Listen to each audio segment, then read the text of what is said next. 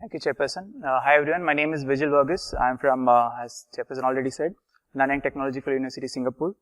The topic of my presentation today is incident light angle detection technique using polarization pixels. So the main objective of our work is to design an image sensor that will allow you to capture an image first and then focus on objects of your interest after the image has been captured. So throughout this presentation, I will illustrate how we propose a technique to do this.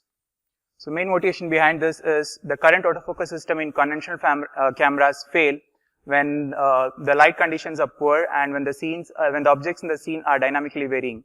So as in this case, low light conditions, and in this case when the object is moving very fast, then the conventional systems, autofocus systems fail or do not function properly.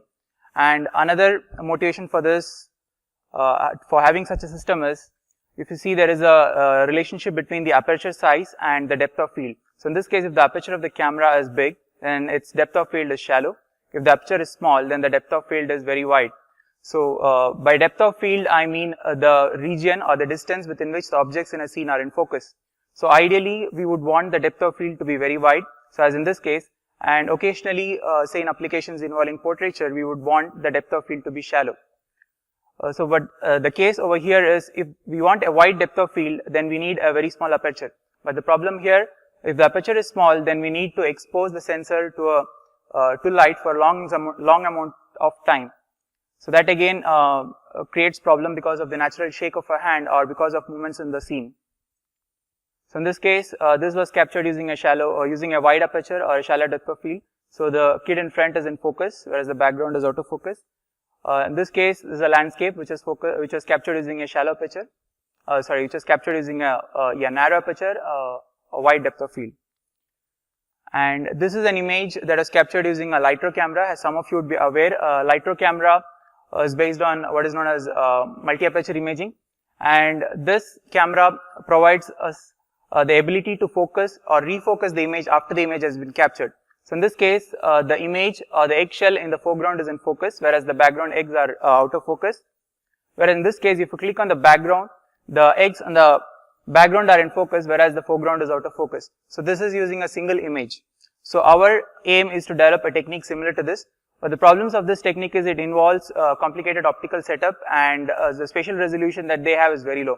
So in case of conventional image sensors with only intensity pixels, I mean with no color response, for achieving similar resolution, the litro camera would need 16 megapixels, whereas the conventional camera would require only 1 megapixel for the same spatial resolution. So our aim is to improve this spatial resolution by maintaining appropriate angular resolution. So I'll briefly talk about light field. Light at any point in space is defined, field at any point in space is defined as a collection of rays from all other points to that particular point. It can be defined by a 7-dimensional mathematical function known as the planoptic function. So x, y are the spatial coordinates, lambda is the wavelength of light, t is the time parameter, vx, vy and vz are the three viewing directions or the viewing coordinates.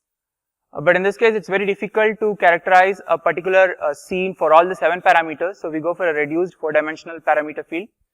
So in this case, for a static field with monochromatic illumination and with a region free of occluders, we can get a simplified function with only 4 parameters, with 2 spatial coordinates and 2 viewing directions. And this can be represented by what is known as a 2-slab representation. So here UV is the object slab, the object is in front of UV, and ST is the image slab, and the image is formed beyond this ST slab. So this applied to camera architecture, you can see the 2 slabs here, UV and ST, and what we are interested in here is the direction of each individual light ray and its intersection on the imaging plane. So in order to get this, one way is to define this in terms of the 2 planes, or we can also have an alternate representation in terms of angles. So in this case, if I consider only the imaging plane, then what we are interested in is the angle that each light ray makes with a particular pixel with respect to its normal, that is this theta. So we are interested in this theta. Once we know theta at each pixel level, then we can extrapolate and obtain different depth levels for a particular imaging scene. So that is our objective. In some of our earlier works, we have proposed different techniques, and I would like to illustrate one particular pixel type from those presentations. So one is known as the quadrature pixel cluster.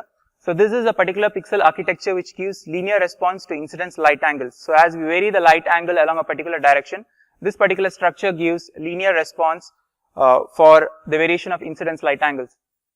So in this case, you see there are 4 photodiodes, A, B, C, D. So if I want light variation along this horizontal direction, then I can take difference response between pixels C and D. So by placing a metal block on top of the photodiode for normal light incidence, the shadow produced by this metal block on all 4 photodiodes are the same. So in turn, if I want to calculate the response between say pixel C and D, it is 0 because there is equal shadow on both the pixels. But now say if the light is along this direction, that is incident in this direction on this sensor, on this pixel cluster, then pixel C, there will be more shadow on pixel C compared to pixel D, or in turn the pixel D produces more response compared to pixel C. So in this case, we can calibrate the incidence light angle. So as we have shown here, so in this case the response, we have recorded a response from somewhere about minus 45 degree to plus 45 degree, and you can see the response is somewhat linear. So ideally we would want only all our pixels to be quadrature pixel cluster pixels, so that we can get linear response with incidence light angle variation. But unfortunately the world is not ideal. The sensitivity is very low in this case. So for this we go for another technique.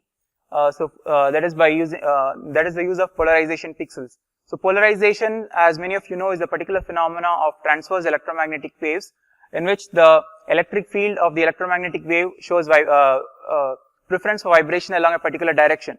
So in this case, if we have a wire grid polarizer, as in this case a vertical polarizer, if the electric field is along the orientation of the polarizer, then the electric field is completely absorbed by this polarizer and nothing passes through.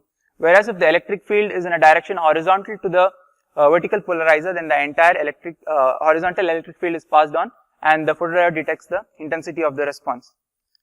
So this is shown in some of the graphs over here. So this is for a vertical polarization pixel, that is this, and this is for a horizontal polarization pixel, that is this. And the blue curve indicates the response for unpolarized light. So as you know, unpolarized light, they have equal components of horizontal and vertical polarization. So the response is somewhat similar. But in this case, if you see for a vertical polarization pixel, you get maximum response when the electric field is oriented orthogonal to the polarizer, whereas you get minimum response when the electric field is oriented along the polarizer. But there is a slight problem in here. If ideally, if the scene is unpolarized, then we can only use a particular polarizer to get the angle response. But what if the scene is polarized to some extent? Then in that case, we need to take the average of the vertical and horizontal polarization pixels, or in turn we need to make the response unpolarized. So this is architecture of the sensor. So this we call a pixel unit cell. We call it as a pixel unit cell or a macro pixel. So this one macro pixel is equivalent to one pixel in a conventional camera. In conventional camera, you have only these intensity pixels, whereas we have 7 other different pixels to determine the angle as well. So first 3, these are the polarization pixels, and these are the quadrature pixel cluster pixels. So a light field image sensor, as in this case, is formed by repeating the structure throughout the camera, throughout the sensor in array. And this is a sensor readout path. We have a switch capacitor amplifier to amplify the pixel response with a gain of 2, and we send it to the output part, and we characterize the response. This is the micro photograph of the sensor with layouts of the horizontal and vertical polarization pixels. But the problem, as some of you would have already noticed, the response is symmetric for a polarization pixels. So in this case, if I take 20 degree, the response is same for plus 20 degree and minus 20 degree. So there is no way of knowing whether it is plus a positive angle or a negative angle. So this is where our linear angle response comes into picture. So here, if by using the linear response, by pre-calibrating it, we'll know that for what values of the quadrature pixel cluster we have positive angles, and for what values we have negative angles. Once we have this brief idea, then we can go ahead and use this polarization pixel response to accurately characterize the angles. So to conclude, we have demonstrated a technique by which we can determine the incident light angles, which has a wide angle range, that's plus or minus 65 degree. This is in comparison with an earlier technique which is known as Talbot effect based track and tune technique, which could achieve only plus or minus 35 degrees. And our architecture requires only 8 pixels compared to 32 pixels in the Talbot only solution. This is also in comparison with multi-aperture based systems like litro cameras, which requires at least 16 pixels. So we have an improvement of order 2. And since we only have one phase unwrapping over here, the processing is simple compared to Talbot response, which has multiple phase unwrappings, and the processing is somewhat complicated in that. So this concludes this very fast presentation, and thank you for your patient listening.